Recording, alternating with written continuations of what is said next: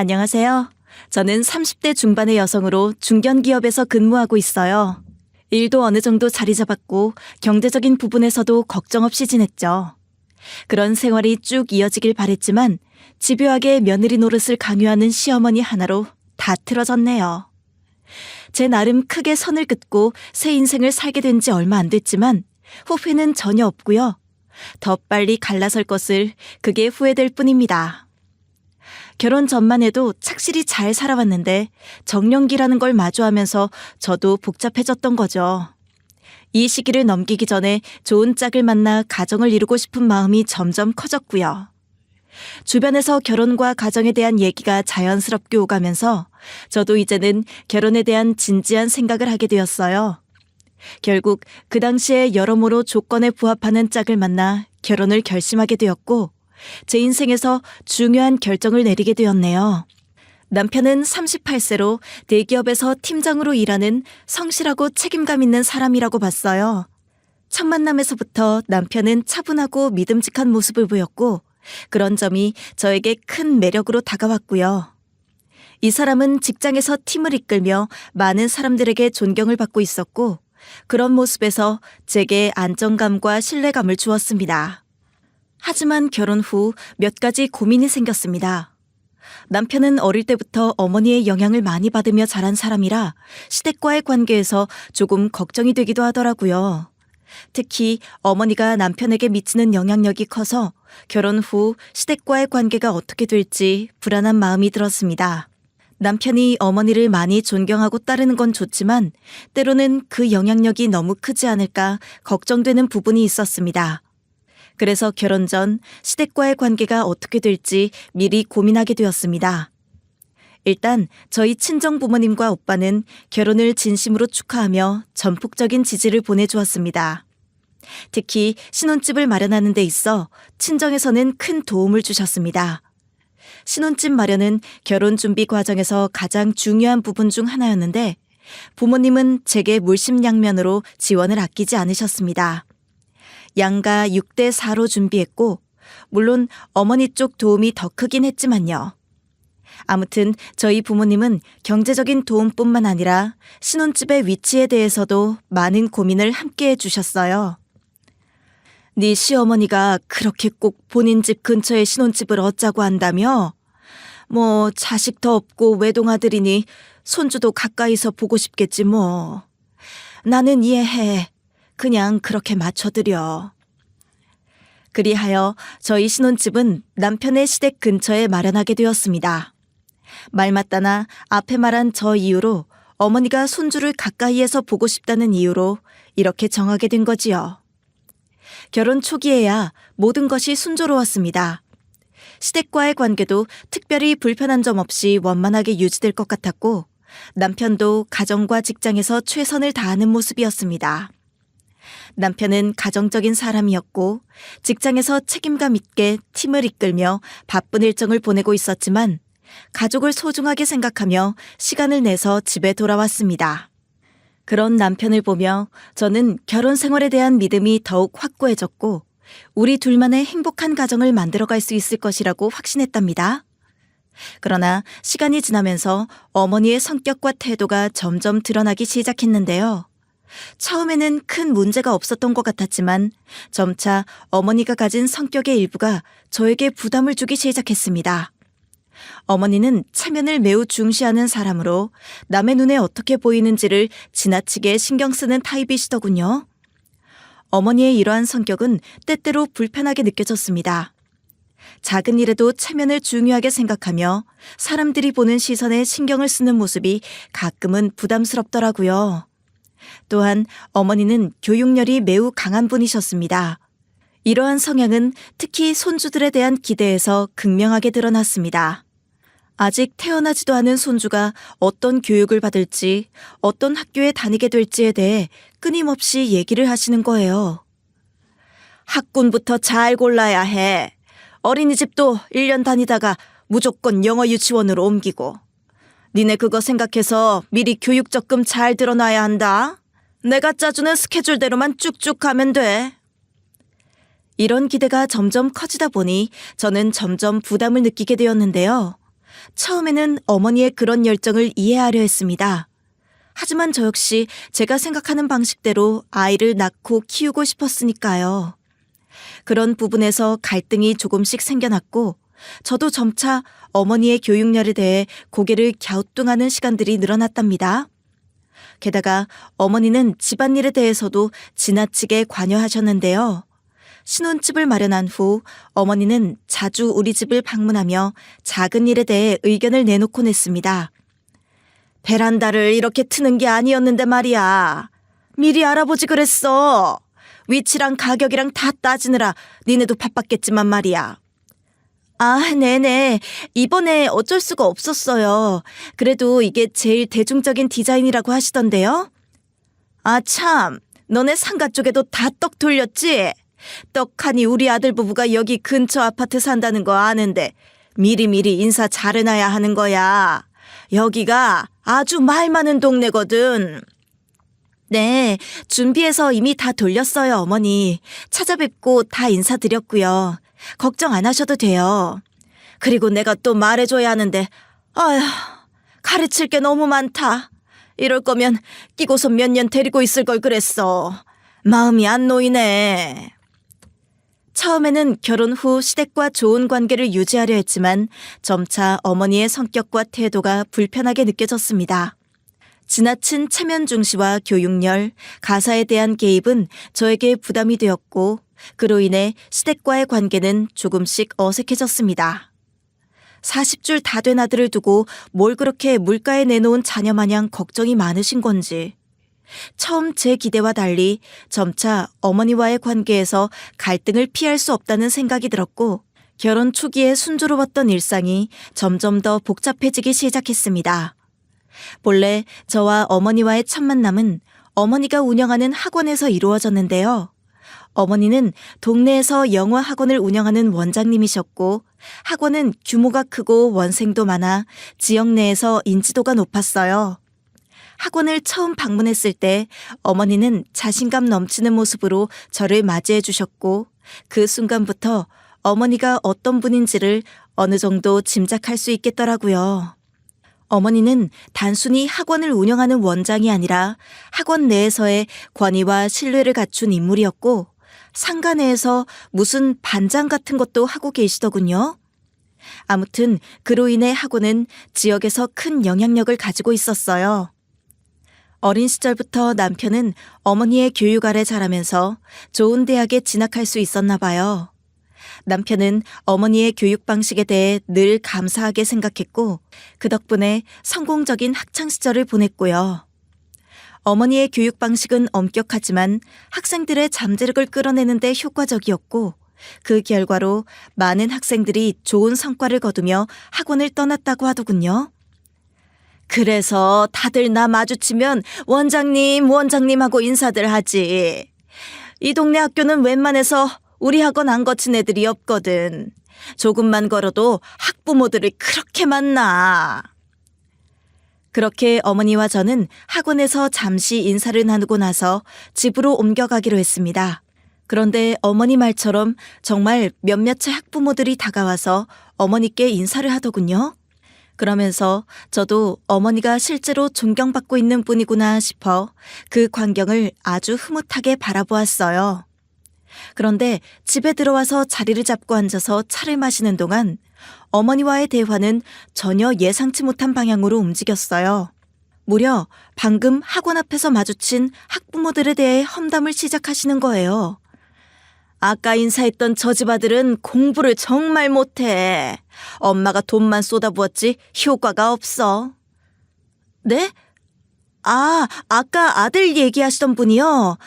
그래서 어머니 덕 많이 봤다고 말씀을 하셨구나. 그래, 진짜 지독하게 못했어. 내가 몇 번이나 학원 옮기라고 말하려다가 참았지. 진짜 시한폭탄 같은 애였다니까. 이런 말을 들으면서 저는 조금 당황스러웠습니다. 어머니는 학부모들이 학원비를 지불하며 자녀 교육에 집중하는 것을 당연하게 여기는 사람이었기에 그렇게 직접적으로 험담을 하는 모습에 큰 충격을 받았습니다. 이어서 어머니는 마치 신난 사람처럼 계속 말을 이어가시더군요. 그리고 그 옆에 서 있던 엄마 아들내미 말이야. 그 왜 키 크고 머리 파마한 사람 기억나지? 거긴 그렇게 진상을 부리면서 자식 잘 봐달라고 난리를 치더니 끝은 지방대 갔어. 지금 뭐 하는지도 모르겠더라고. 아, 그렇군요. 근데 어머니는 진짜 세세하게 다 기억하시네요. 그걸로 먹고 사는 사람인데 당연하지.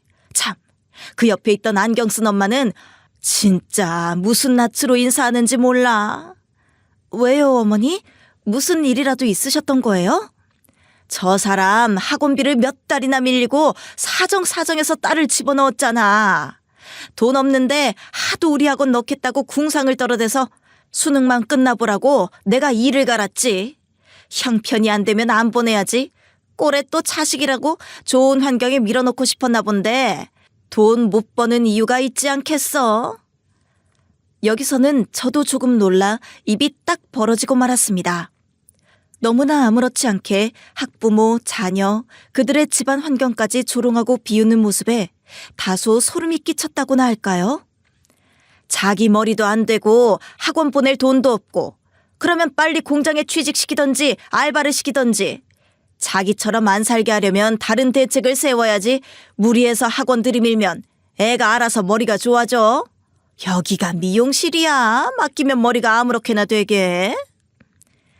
들을수록 정말 너무 과하고 심한 비판이다 싶었고 이 내용을 저 학부모들이 들으면 어떤 마음일까 이렇게 생각을 해보니 절로 얼굴이 찌푸려지더군요. 어머니의 모습은 너무나도 차갑고 계산적인 느낌을 주었고 그동안 제가 상상했던 어머니와는 전혀 다른 사람 같다는 생각이 들었습니다. 겉으로는 누구에게나 따뜻하고 품격 있는 모습으로 행동했지만 그 뒤에서 학부모와 아이들에 대해 이렇게 험담을 하는 모습은 나에게 큰 충격을 주었습니다. 어머니는 자신이 운영하는 학원에서 교사로서 많은 사람들에게 존경을 받고 지역사회에서 좋은 이미지를 가지고 있었어요. 그만큼 학부모들, 학생들, 그리고 동네 사람들은 어머니에게 긍정적인 평가를 내렸고 그 위엄을 존경하는 분위기였습니다. 그러나 그 이면에서 어머니는 자신의 감정을 숨기지 않고 학부모들에 대한 비난을 공개적으로 하는 모습을 보였고 그로 인해 점차 불편함을 느끼기 시작했습니다. 좋은 이미지와 존경은 그냥 날로 먹고 심지어 학원비도 따박따박 받고 그들에게 돈부터 받으시면서 너무 아무렇지 않게 뒤돌아 그들을 욕하는 모습을 보니 저도 학원 오래 다닌 학생으로서 착잡했답니다. 아무튼 그들이야 그렇게 스쳐가는 인연이고 일개 학부모와 학원 원장이지만 저는 그게 아니잖아요. 시어머니와 며느리 이렇게 가족으로서 만나게 되었는데 앞으로 어머니와 어떤 관계를 맺어야 할지 고민하게 되었습니다. 어머니의 이중적인 태도는 제 시각을 완전히 바꿔놓았고 그로 인해 앞으로의 관계가 어떻게 흘러갈지 불안감이 커지더군요. 그 뒤로 정말 제 예상은 한 끗도 틀리지 않은 채 어머니와의 불편한 날들이 지속되었네요. 처음에는 어머니가 신혼집에 방문할 때마다 큰 불편함을 느끼지 않았습니다. 하지만 시간이 지나면서 어머니의 방문 빈도는 점점 잦아졌습니다. 어느 날부터는 거의 매주, 심지어는 일주일에 여러 번씩 오시기도 했습니다. 특별한 이유 없이 그냥 오셔서 몇 시간을 보내고 가시는 경우도 많았고 때로는 방문 후 그저 앉아서 시간을 보내는 것에 불편함을 느끼기 시작했습니다. 아무래도 어른이 집에 오신다고 하면 주변 정리를 해야 하고 방문 중에는 식사를 준비하거나 음료를 대접하는 일이 점점 더 잦아졌으니까요. 처음에는 그저 어머니께 예의를 갖추려는 마음에서 시작했지만 시간이 지날수록 그것이 저의 일상적인 부담으로 느껴지기 시작했습니다. 저는 남편에게 이런 생각을 몇 번 말했지만 예상대로 신경을 안 쓰더라고요. 엄마가 여기 자주 오시는 건 당연한 거지 뭐. 근처에 살고 계시고 가끔 오시는 게 큰 문제는 아니잖아. 당신이야 부담 없지. 당신의 부모님이니까. 나는 그렇게 우리 부모님과 같이 있듯이 편히 있을 수가 없어. 불편하다고. 어머니의 방문 빈도가 점점 더 잦아지면서 저희 신혼집에서의 일상은 조금씩 변해갔습니다. 더 이상 시댁과의 관계에서 편안함을 느끼지 못하게 되었고 어떻게 행동해야 할지 고민하게 되었는데요. 이윽고 사건이 하나 터지게 되었답니다. 어느 날 어머니는 갑자기 우리 신혼집에서 자신의 생신잔치를 열겠다고 선언하셨답니다. 처음에는 가족끼리 조촐한 식사 정도일 줄 알았고 그렇게 큰일을 할 줄은 상상도 하지 못했습니다. 저는 어머니가 말씀하신 대로 간단한 가족 모임 정도로 생각하며 별다른 걱정 없이 받아들였는데 어머니는 점차 자신의 지인들까지 초대하며 큰 잔치를 계획하기 시작했습니다. 그래도 내가 아들 집도 해줬고 여기서 사람들 불러서 축하받고 싶어. 여기 상가에 있는 학원들 원장도 몇몇 부르고 아이고 이거 사람들 많아지겠는데. 그래도 집 넓고 크고 이쁘니까 더 좋지 않을까? 그렇게 많이 초대하신다는 거예요? 생각보다 인원이 너무 많은데요? 생일이 뭐 1년에 10번 있는 것도 아니고 한 번이잖아. 아들 집 예쁘다고 자랑을 했더니 다들 놀러 가고 싶다고 난리였거든. 이번 한 번만 좀 나도 그런 거 해보자. 응? 일단 받아들였으나 생신잔치를 준비하는 과정은 예상보다 더 힘든 일이었습니다. 어머니는 생신잔치 일주일 전부터 우리 집에 들락거리며 여러 가지 일을 벌이기 시작했습니다. 대청소는 기본이었고 가구를 옮기고 장식도 바꾸라고 하셨습니다.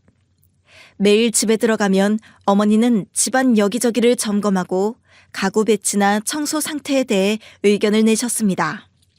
그때마다 저는 그냥 지시대로 따라가야 했고 그렇게 하루하루 정신없이 준비해야 했습니다.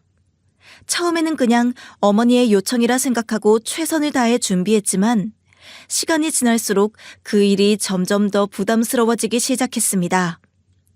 어머니의 잔치 준비가 과중하게 느껴졌고 어느 순간부터는 제 신혼집이 마치 어머니의 집처럼 느껴지기 시작했습니다. 어머니가 집에서 저에게 시키는 일들이 점점 많아지면서 신혼집에서의 제 역할은 점점 더 작아졌는데요. 집안에서 제가 해야 할 일들이 점점 어머니의 계획에 따라 진행되었고 저는 그냥 그저 지시를 따르는 사람처럼 되어갔습니다. 어머니가 보태준 신혼집이라는 점 때문에 불만을 대놓고 표현할 수 없는 상황이었습니다. 헌데 엄격히 따져보면 신혼집 자금 비율은 6대 4였고 그럼에도 불구하고 이게 뭔지 저도 사람인지라 점점 짜증이 나더라고요. 여기가 어머니의 세컨하우스도 아니잖아요. 하여간 드디어 그날이 왔고 생신잔치 당일이 되었는데요. 이날은 어머니의 지인들로 집은 북적였고 저는 새벽부터 준비한 음식을 내놓느라 정신이 없었습니다. 30평대 집인데 손님은 17명 정도 왔으니 빽빽하고 열기가 오르더라고요. 처음에는 큰 부담 없이 할 수 있을 거라고 생각했지만 시간이 지날수록 점점 더 일이 많아졌습니다. 남편도 도와주긴 했지만 준비하는 일의 대부분은 저에게 쏠렸죠. 음식을 준비하고 상을 차리며 손님들이 들어오기 전에 집안을 정리하는 데까지 모든 일이 제게 집중되었고 결국 그날 하루 종일 체력이 바닥을 칠 수밖에 없었습니다. 어머니가 직접 주도하는 생신잔치였지만 그 모든 준비가 결국 저에게 가해지는 부담이었기에 정신없이 움직이기만 했습니다. 괜찮아? 내가 더 도와줄 거 있어? 뭐든지 말해봐. 도와줄 테니까. 그 도와준다는 말이나 그만하는 게 어때? 왜 어머니 생신에 내가 이렇게 일을 다 하고 당신은 옆에서 커피나 홀짝거리면서 도와주는 그림이 되는 거야? 당신은 같이 해야 하는 사람인 거야. 사실 내가 도와주는 게 맞는 거라고. 아니 왜 이렇게 날이 서 있어? 기왕 하는 거 기분 좋게 하면 안 돼? 내가 직장 다니면서 어머니 요구대로 하나하나 다 바꾸고 엊그제부터 잠도 못 자고 음식 준비하느라 지금 죽을 지경이야. 어제도 열나고 기침 심해서 주사 맞고 왔다고. 누가 뭐래? 고맙게 생각한다고 했잖아. 알았으니까 내가 할 일 알려줘. 저쪽 가서 쉬던지. 그런데 저는 이때 잔뜩 화가 난 상태에서 김치 냉장고를 손으로 가리키려다가 중심을 잃었고 이때도 이미 열이 오른 상태라 머릿속이 어지러웠는데요. 체력이 다해 그대로 쓰러져 버리고 말았습니다. 그뿐 아니라 정신을 잃고 말았고 다음에 정신을 차렸을 때는 병원 침대 위에서 깨어났어요. 아무리 생각해도 이렇게 뚝뚝 끊겨 이어지는 시간의 흐름이 무서울 정도더라고요. 왜 내가 여기 있는지 몸에 있는 기분 나쁜 무기력함이 저를 더 불안하게 만들었고요. 하여간 머리가 띵 하고 몸은 움직이기 힘든 상태였고 주변은 어두운 병원실로 가득 차 있었습니다. 그때까지만 해도 그저 피로 때문에 쓰러진 것이라 생각했고요. 그런데 검사 결과를 듣고 나서 모든 것이 달라졌습니다. 병원에서 진행한 검사 결과는 충격적인 것이었습니다. 다시 그 목소리를 되새기기도 아주 공포스러운데 무려 제가 암이라고 의사 선생님께서 말씀하시는 거예요. 그 순간 제 머릿속은 하얘졌습니다. 믿기 어려운 말에 당황하며 그 자리에 멍하니 앉아있을 수밖에 없었습니다. 이 결과는 너무나도 충격적이었고 무엇보다 어머니의 생신잔치 준비로 극도로 몸이 상한 상태에서 마주한 결과였기에 그 충격은 더욱 크게 다가왔습니다. 체력이 고갈된 상황에서 그 소식을 들으니 제 몸은 더 이상 반응할 힘도 없었습니다. 이 모든 상황이 너무 불공평하게 느껴졌고 저는 그저 숨이 막힐 정도로 혼란스러웠습니다. 어머니의 생신잔치 준비도 여러 가지 상황들이 저에게 이처럼 큰 부담으로 다가올 줄은 몰랐고 그로 인해 제 몸이 이렇게 망가지게 될 줄은 상상도 하지 못했으니까요. 그날 이후 모든 일이 점차 현실로 다가왔고 저는 이 상황을 어떻게 받아들여야 할지 몰랐습니다. 위암 초기라는 진단을 받았을 때는 공포에 휩싸여 어쩔 줄 몰랐지만 다행히도 의사는 수술과 치료를 받으면 회복 가능성이 높다고 했습니다. 그 말을 들었을 때 저는 어느 정도 안도했지만 암 진단 자체가 저와 가족 모두에게 큰 충격을 안겨주었어요. 특히 제가 겪고 있는 이 상황이 얼마나 갑작스럽고 힘든지 그것을 직시하는데 시간이 필요했고요. 의사에게는 회복 가능성에 대해 희망적인 말을 들었지만 사실 그것보다 중요한 것은 그동안 몸이 보내온 신호를 더 이상 무시하지 않아야 한다는 것이었습니다. 하지만 가장 큰 충격은 바로 어머니의 반응이었는데요. 병원에서 진단을 받고 치료를 시작해야 하는 상황에서 어머니의 반응은 저를 더욱 당황하게 만들었습니다. 어머니는 병원에 찾아와서 제게 위로는커녕 입단속을 하며 한마디를 덧붙였습니다. 그래, 요즘 다 치료 가능한 거야. 겁먹을 필요 없어. 그보다 너 말이야. 동네 사람들이 이 사실을 알면 안 돼. 당분간 입 조심하고 조용히 있어. 며느리 암 걸리도록 일을 시켰다고 욕먹으면 안 돼. 학원에 영향 있다 너. 그 말을 들었을 때 저는 그저 말문이 막혔습니다. 어머니는 제 건강을 걱정하기보다는 오히려 외부의 시선이나 평판을 우려하며 더 중요한 문제인 가족 간의 위로와 지원에는 전혀 신경을 쓰지 않았습니다. 생판 모르는 사람도 이렇게 말할 수는 없을 텐데 시어머니라는 사람이 이런 말을 내뱉었다는 사실에 너무 화가 나고 상처를 받았습니다. 퇴원 후 저는 신혼집으로 돌아갔지만 집에 돌아와서도 제대로 쉴 수가 없었습니다.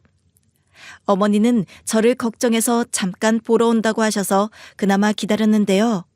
그런데 집에 돌아와서도 어머니의 간섭이 계속되었습니다. 얘, 바람 들어온다. 보일러 틀었는데 다 식잖아. 저기 가서 창문 좀 닫아. 잠깐 환기시키려고 그러는 거예요, 어머니. 이따가 닫을게요. 그럼 보일러를 잠깐 끄던지. 전기세랑 어떻게 감당하려고 해? 너무 추워서 그래요, 어머니. 제가 면역력이 많이 약해져가지고. 아이고 진짜 나이 많은 사람 앞에서 못하는 말이 없네. 오늘 날씨가 뭐가 추워? 봄이야 봄. 저는 몸이 약해져 있고 그동안의 스트레스와 치료로 힘든 상태였지만 어머니는 그것을 제대로 이해해주지 않았습니다. 오히려 집에 오셔서 제 모습을 보고 잔소리를 늘어놓으시더군요. 근데 그러다가 좀 움찔하셨는지 저더러 안색이 안 좋다며 그제서 걱정하는 척 말씀하시는 거예요. 근데 너 진짜 안색이 안 좋긴 하다. 일단 앉아 있어봐. 저 문은 내가 닫으면 되니까. 이제서 상황 파악이 된 말을 들으면서 조금은 뭉클해지려던 찰나 어머니는 이어서 이렇게 말씀하셨습니다.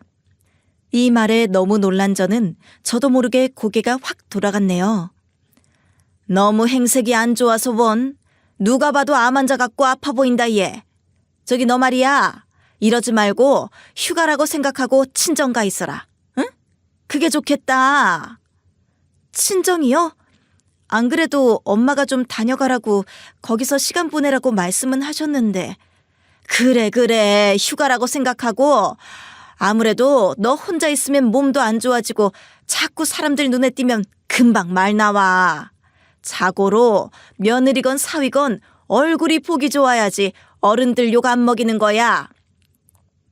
그 순간 저는 그 말이 무슨 뜻인지 정확히 파악했습니다. 처음엔 어머니가 나를 신경 써서 해주는 말이라 생각했지만 그 속에는 제 몸 상태를 걱정하기보다는 외부의 시선이나 뒷말에 대한 우려가 더 크게 자리 잡고 있음을 느낀 거죠. 어머니는 그런 속내를 숨길 생각도 없어 보였고요. 그저 나름 며느리에게 신경을 쓰고 있다고 생각했는데 어머니의 말에서 그저 거칠애와 체면을 더 중시하는 모습에 실망하게 되었습니다. 너 그 꼴로 여기 돌아다니고 사람들 몇 명 만나면 금방 말 나와. 너 그런 식으로 나가면 내가 뭐가 되겠어. 일일이 말하기도 피곤하고 말 짓는 사람들은 끝이 없으니까 그냥 네가 친정 가서 한동안 살찔 때까지 나오지 마라. 살찔 때까지요?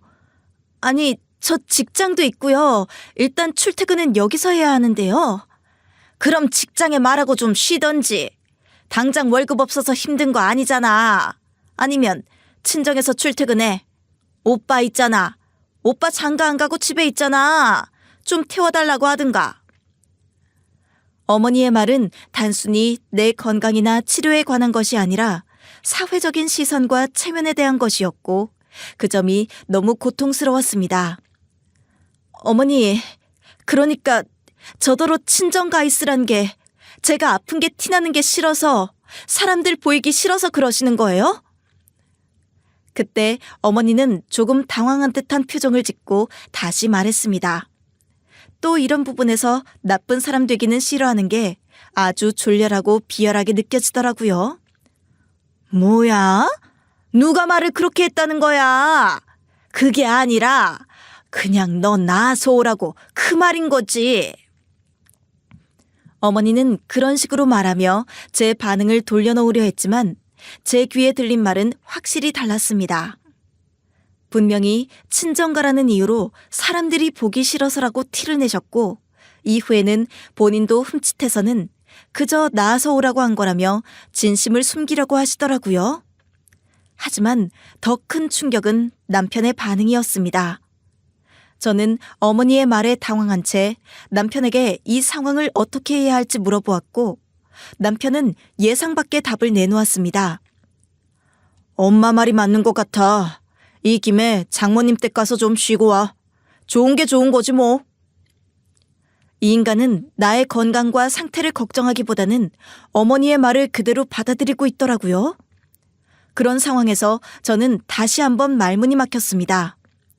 남편이 이렇게 말하는 이유는 무엇일까요? 어머니의 말에 너무도 쉽게 동조하는 모습을 보고 저는 점점 더 분노가 치밀어 올랐습니다. 그때 어머니는 갑자기 생글생글 웃으면서 이제서야 얼굴에 가면을 한 겹 끼우고는 말하시더군요. 그래. 더 늦기 전에 가는 게 낫겠다. 택시 불러줄까? 네? 아니요. 저기 엄마한테 아직 말도 안 했는데 아직 간다고 결정도 안 했어요, 어머니. 저는 그렇게 대답했지만 그 말 속에는 아무리 생각해도 답답함과 분노가 묻어났습니다. 이 인간들은 그저 저를 어딘가로 치워버리고 싶은 것처럼 느껴졌으니까요. 뭘 고민해. 지금이라도 간다고 전화드려. 예, 여기 택시 불러줄 테니까 그거 타고 편히 가. 대중교통은 불편하잖아. 심지어 남편은 옆에서 그저 지켜보고 택시를 부를 어플만 사용하라고 말하며 아무것도 해주지 않았습니다. 결국 저는 더 이상 그 상황을 참을 수 없었고, 알겠다, 내가 알아서 하겠다고 다시 캐리어를 끌고 나왔지만 서럽고 분이 풀리지 않았습니다. 우선 저는 평소 안면이 있고 친하게 지낸 동네 빵집 아주머니께 연락을 드렸는데요. 이 아주머니는 학원가 근처에서 오랫동안 빵집을 운영하셨고 그곳에서 자주 빵을 사며 친분을 쌓아왔어요. 어머니가 운영하는 학원도 아주머니는 잘 알고 있었고 저는 그동안 이분과 여러 번 대화를 나누며 지냈습니다. 아주머니는 마치 동네 소식통처럼 모든 정보를 빠르게 파악하고 있으셨는데요. 어머니의 태도나 상황에 대해서 말하고 싶었고 제가 처한 상황을 누구에게 털어놓을 곳이 마땅히 없었으니까요. 그동안 암 투병 중이라 아무에게도 털어놓지 못한 이야기를 아주머니에게 조금이라도 풀어보고자 했습니다. 저희 친정 식구들 먹을 빵 좀 왕창 사가려고요. 전부터 제가 여기 맛있다고 해서 다들 궁금해하셨어요. 당연히 빵을 사는 이유만으로 연락을 드린 것은 아니었고 그동안 참았던 이야기를 조금이라도 꺼내고 싶었기 때문입니다. 빵을 고르면서 자연스럽게 어머니에 대한 이야기를 시작했습니다. 처음에는 아무런 의도 없이 시작된 대화였지만 점점 그 얘기는 제 가슴 속에서 쌓인 불편한 감정들을 꺼내는 계기가 되었습니다. 친정 가나봐 세댁? 어디라고 했더라? 차로 1시간 정도 걸린다고 했지? 네, 그게 어머니가 가 있으라고 하시더라고요. 제가 너무 아픈 티가 나서 같이 있기 좀 부담스러우시대요. 제가 이렇게 말을 꺼내자 아주머니는 잠시 멈칫하며 저를 쳐다보았습니다. 그리고는 잠깐 뜸을 들이다가 질문을 던졌습니다. 뭐야? 왜? 뭐 때문에 친정에 가 있으라고 하시는 건데? 제가 지금 행색이 이래서 얼굴빛도 너무 나쁘고 친정 가서 충분히 케어받고 살도 많이 찌고 오라고 하시더라고요. 아주머니는 잠시 놀란 표정을 지으며 물었습니다. 그게 무슨 말이야? 결혼해서 남편이랑 같이 있어야지 뭘 떨어져 지내. 여기서 충분히 남편한테 케어받으면 되지. 저도 잘 이해가 안 가는데 말씀하신 그대로예요. 며느리가 암 걸려 있는 게 여기저기 알려지면 어머니가 이 동네에서 학원하기 부담스러우시다고 하시네요.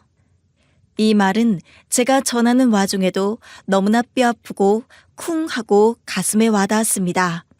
그것은 단순한 말을 넘어서 어머니의 시선이었고 그 시선 속에서 저는 그동안 얼마나 외부의 시선에 신경을 쓰며 살아왔는지 깨달을 수 있었습니다.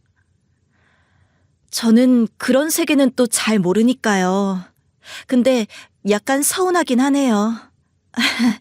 저희 엄마는 제가 이런 이유로 가는지 모르실 텐데 좀 속상하실 것 같은데 말 안 하시는 게 낫겠죠? 아주머니는 제 말을 들은 후 순식간에 표정이 변했습니다.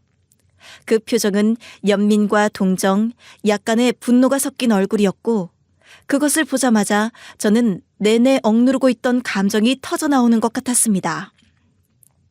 세상에, 며느리가 암에 걸렸는데 그랬다고?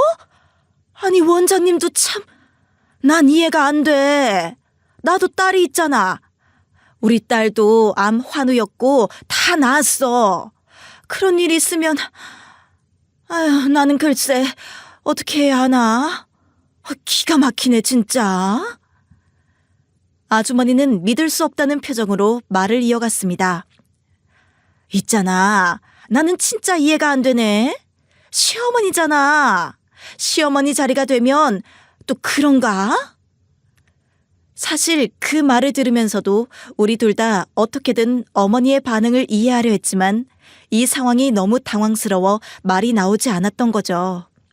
아주머니가 내심 의아해하는 표정에서 이 상황이 얼마나 비상식적이고 잘못된 것인지 드러나고 있었습니다. 그러나 저는 여전히 어머니를 옹호하는 것처럼 말을 했어요. 아니에요. 저희 어머니 좋은 분이세요. 어머니 마음이야 저도 잘 알죠. 제가 그 입장을 몰라서 잘 이해가 안 됐나 봐요. 그렇게 말하며 나름의 변명을 했지만 아주머니의 표정은 미묘했고 어쩐지 그 말을 듣고 나니 왠지 마음이 조금은 편해지더라고요. 누가 들어도 이건 이상한 상황이고 조금이나마 같은 감정을 느낀 사람이 있다니 위안이 되기도 했어요. 아무튼 제가 원하는 방향으로 일이 흘러가고 있다는 느낌을 받았고 그 이후로도 마음속에서 혼란스러움과 함께 약간의 해방감을 느꼈습니다. 다음 날 예상대로 상간의 소문이 빠르게 퍼졌습니다. 어머니는 상간의 식당에서 밥을 먹고 커피를 사러 오가는 동안 상인들이 어쩐지 은근슬쩍 티를 내는 바람에 아주 당황한 듯 보였네요. 상인들의 수군대는 분위기가 이상할 정도로 낯설게 다가왔고 사실 그때부터 일이 커졌다는 느낌을 받으신 거죠. 이제 어머니가 알 수 있을 정도로 소문이 퍼지자 어머니는 바로 저에게 전화를 걸어왔습니다. 얘, 미치겠다 진짜. 너 언제 여기 왔었어? 아니, 정문 쪽 빵집 옆에 내가 말을 뭐라고 퍼뜨린 건지 진짜? 왜 상가 안에 소문이 이상하게 난 거야? 나보고 아주 독살 맞은 시어머니라더라.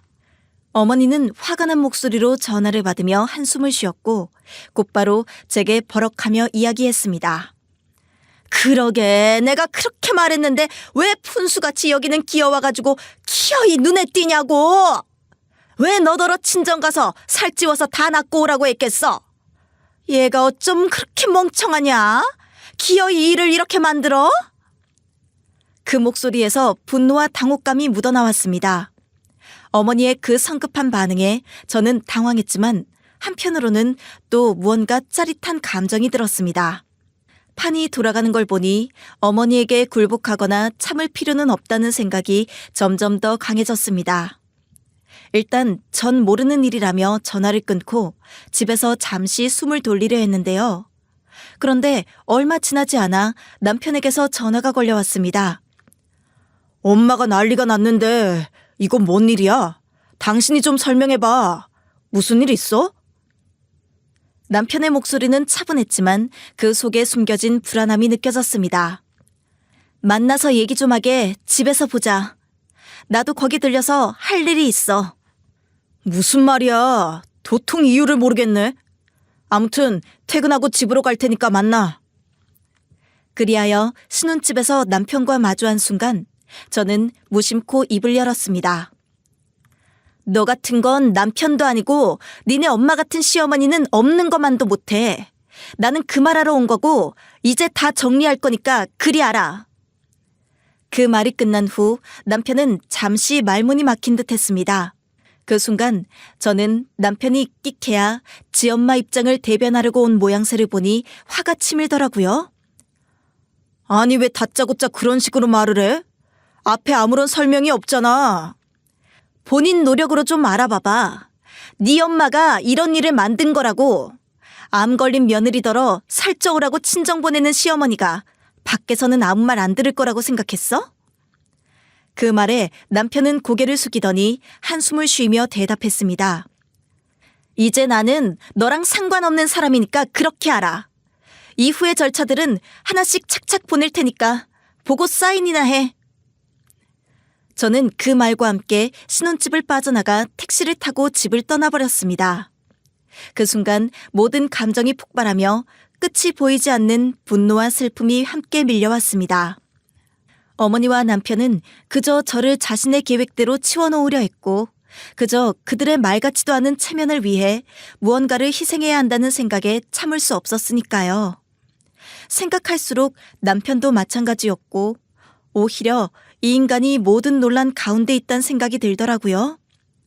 어머니는 그렇다 쳐도 지는 그러면 안 됐던 거잖아요.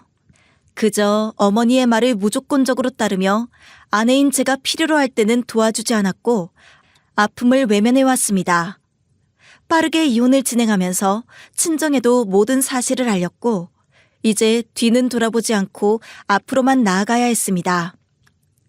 그렇게 결혼 생활이 끝난 후 저는 이혼 결심을 굳히고 재산 분할과 위자료를 강력하게 요구했는데요. 그동안 쌓였던 불만과 어머니와 남편의 행동에 대한 실망감이 폭발했기 때문에 더 이상은 참을 수 없었습니다. 저는 더 이상 이 집과 이 가정에서 살아갈 이유를 찾을 수 없었고, 이 인간들에게서 내가 받아야 할 것은 없다는 결론을 내렸습니다. 이혼을 결심하고 난 뒤 바로 이혼 준비를 시작했으며 제 요구사항을 분명히 전달했습니다. 그리 알고 집도 싹 나누는 걸로 해주세요. 1원이라도 잘못 계산하고 머리 굴리시면 가만 안 있습니다. 더 소문내고 더 개망신당하게 만들 거예요. 사람을 우습게 봐도 유분수지 큰 코 다치다 못해 넘어져서 못 일어나게 만들 테니까 각오하시고요. 세상에, 이게 꿈이야 뭐야? 쟤 미쳤나 봐. 너 머리도 어떻게 된 거 아니야? 일처리를 어떻게 이런 식으로 해? 일처리 같은 소리 하시네. 제가 어머니 소속으로 있는 사람이에요? 저랑 이제 완벽하게 적이세요. 수작 부리고 하지 마시고 주제 파악 좀 하세요, 제발.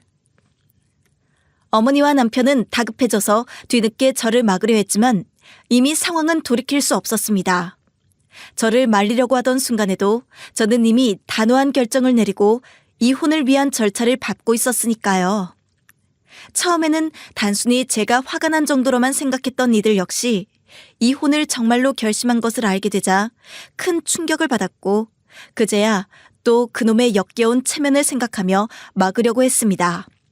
그러나 이미 물 건너간 일이었고 그것들 체면에 더 이상 신경을 쓸 이유가 없었죠. 그동안 어머니의 간섭으로 인해 얼마나 많은 갈등과 고통을 겪었는지 이제는 그 모든 것을 드러내고 싶었어요. 저는 재산 분할과 위자료를 정당하게 요구했고 그동안 어머니가 저에게 보여준 지나친 간섭과 개입이 결국 혼인 파탄을 일으켰다는 사실을 밝혔습니다. 어머니가 시도한 모든 일이 나의 삶에 미친 영향을 이야기하며 그동안 내가 겪었던 고통을 아주 정확하고 디테일하게 전했죠. 남편도 이제서야 자신이 어떤 상황에 놓였는지 깨닫고 당황하며 어떻게든 이혼을 막으려고 했지만 아주 망신 중에 망신을 당하며 참패했네요. 이혼 후 저는 건강을 회복하기 위해 친정에서 지내기로 했습니다.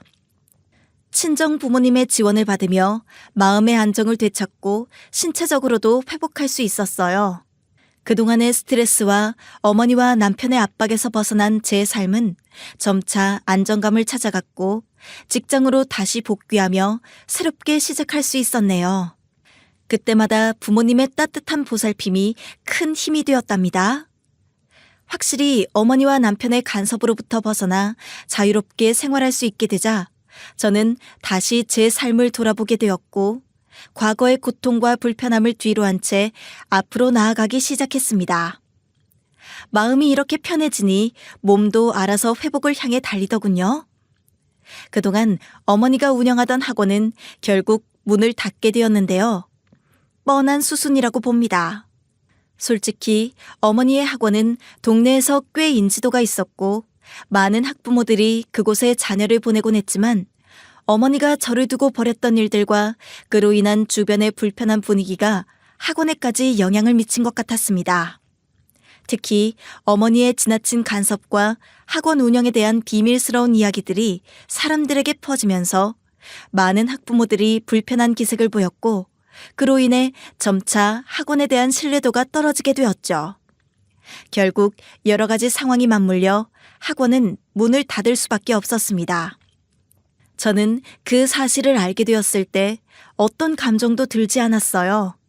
그냥 그동안 어머니와 남편이 해왔던 모든 행동들이 결국 자신들에게 돌아간 것이라고 생각했습니다.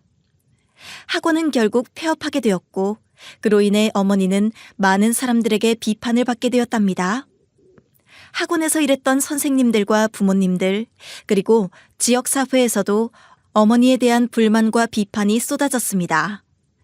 이래저래 참고 있던 둑이 터지면서 우수수 쏟아져 나온 거예요. 그동안 어머니가 저를 비롯해 주변 사람들에게 어떻게 행동했는지를 알게 된 많은 사람들이 눈을 뜨게 된 것 같아요.